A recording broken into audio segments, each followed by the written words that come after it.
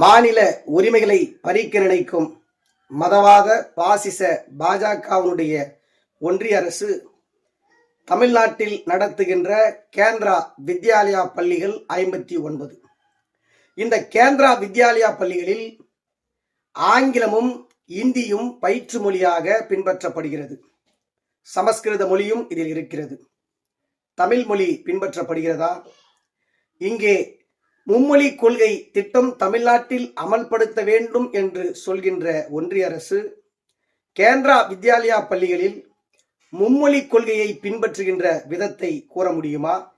எந்த நடைமுறையில் மும்மொழி கொள்கை அங்கே பின்பற்றப்படுகிறது?